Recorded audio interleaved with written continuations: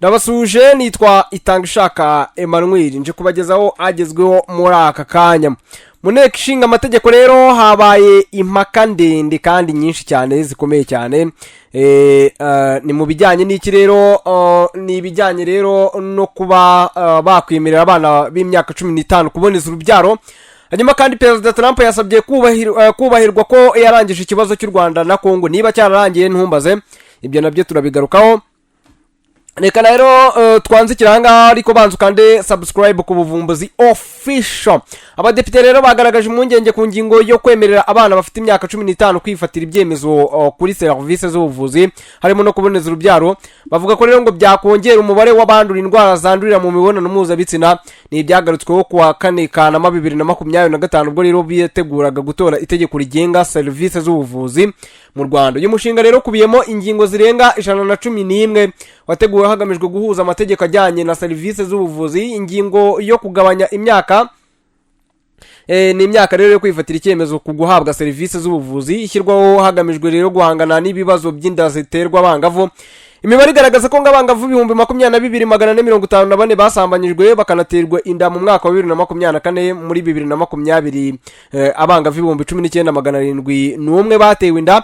Muri 2021 kandi bariyongereye bagera ku 23,111, naho muri 2022 bagera ku 24,472 mu gihe muri 2023 bari bagabanyutseho gato bagera ku 22,255.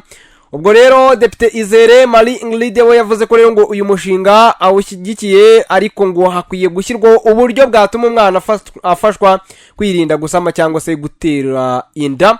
Ati nshyigikiye rero uyu mushinga nkuko rero batugaragarije 22,000 by'abangavu batwaye inda zitateganyijwe muri 2024 kuko ngizi ngamba zigomba gushyirwaho imbaraga ariko gufasha service zo kuboneza urubyaro hatabanje gushyirwaho uburyo bunoze, ndetse ubwo buryo bukaba ari ubwo kwita ku myitwarire iboneye n'ingaruka bishobora gutera ikwirakwira n'izindi ndwara kandi nazo zifite ubukana ku buzima bwabo, zikaba rero zakwibasira abakiri bato ari nabo Rwanda rw'ejo. Yagaragaje ko rero ngo bishobora kuvamo ingaruka zo kwanduzanya indwara zandurira mu mibonano mpuzabitsina. Ati ni gute ubu burenganzira rero bugiye guhabwa aba bana twabuhuza no gukomeza gushishoza tugendeye mu kwifata ndetse no kwirinda izindi ndwara zose zandurira aho zikabagiraho rero ingaruka mu buzima bwabo bwa buri munsi muri rusange.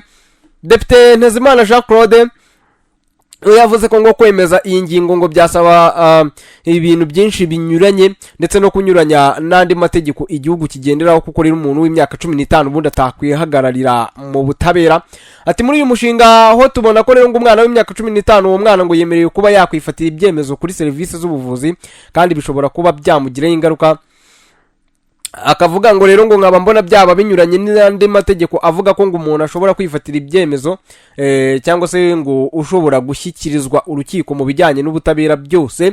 Depite niyo Rurema Jean René we yagaragaje ko ngadashyigikiye ko iyi ngingo itorwa ngo umwana yemererwe kujya kwishakira service zo kuboneza urubyaro. Aravuga ati kigaragara nuko rero twirukanyiye kugira ngo turebe ubushakashatsi bwo hanze kugira ngo turebe uko hanze bikorwa, ariko ikigaragara nuko ubukangurambaga rero ngo ntabwo bwashyizwemo imbaraga. Twagiye tureba ibindi byorezo byagiye biza ariko ubukangurambaga mu guterwa inda zitateganyijwe cyangwa se virusi itera sida imbaraga zabaye nke, nkaba numva rero nacyo cyaba ari ikibazo kuko ubukangurambaga bwagabanyutse. Ahubwo rero tukihutira kugira ngo turebe hanze ubushakashatsi bakoze, hanyuma rero icyo byabyaye nta kindi, nkaba numva rero twagaruka ku bukangurambaga ahubwo mbere yo kugira ngo duhe aba bana uburenganzira bwo ngo bahabwe service z'ubuvuzi. Hanyuma rero yanavuze ko ngo bibaye ngombwa ko ahubwo iki cyemezo gifatwa byajya bisaba ko umubyeyi cyangwa se urera umwana yajya amenyeshwa ko umwana agiye kubikora. Ku rundi ruhande rero Depite Tumukunde Hope Gasatura we yemeza ko rero ngo abana bakwiye guhabwa service z'ubuvuzi ariko bigakorerwa abafite imyaka 16 kuko ari bo baba bafite indangamuntu.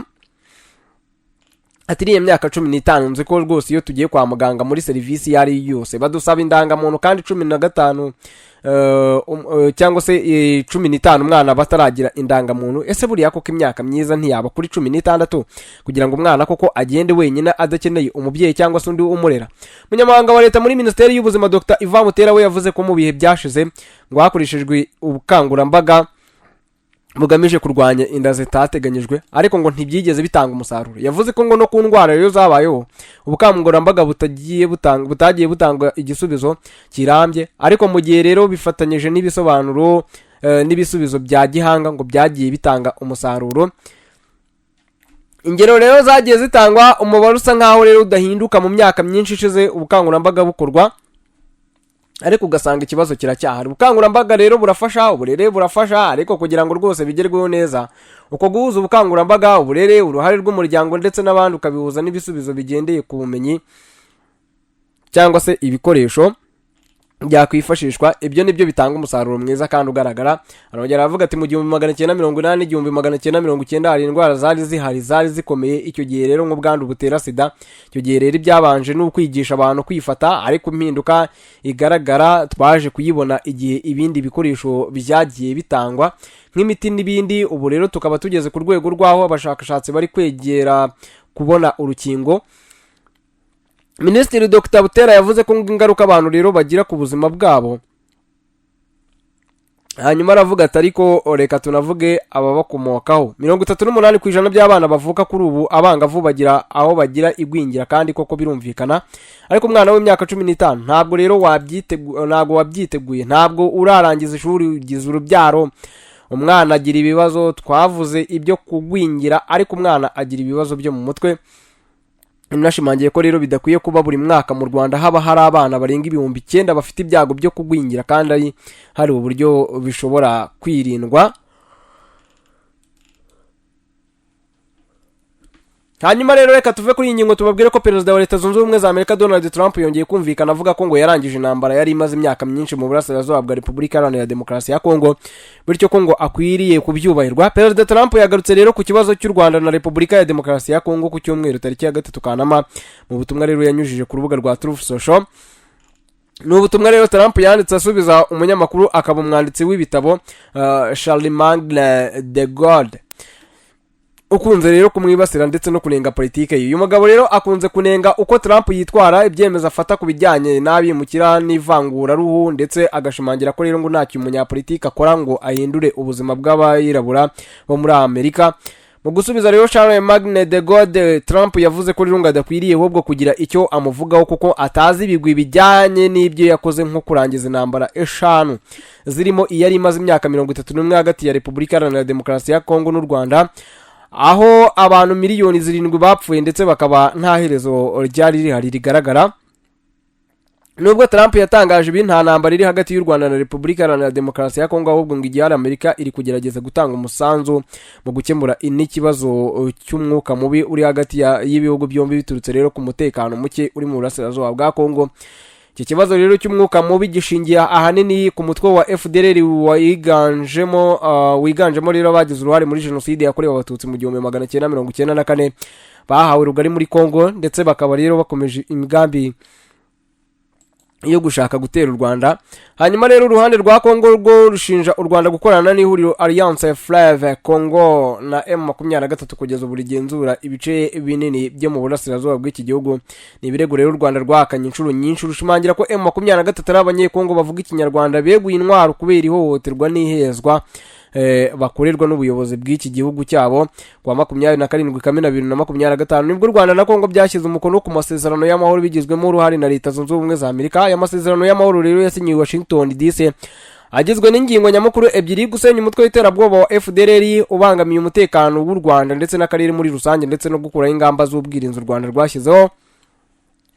Arimo gusenya FDLR ndetse no gukuraho ingamba z'ubwirinzi bizashingira kuri gahunda ihuriweho yo kuwa 31 Ukwakira 2024 yateguriwe mu biganiro bya Rwanda byahuzaga intumwa z'u Rwanda n'iza Kongo biyobowe na Angola. Minisitiri w'ububanyi n'amahanga w'u Rwanda Ambasaderi Olivier Nduhungira yaherutse gutangaza ko ngo hari inama ziteganyijwe mu minsi ya vuba zizanafasha rero kumenya neza uko ibikorwa bikubiye mu masezerano bizakurikirana.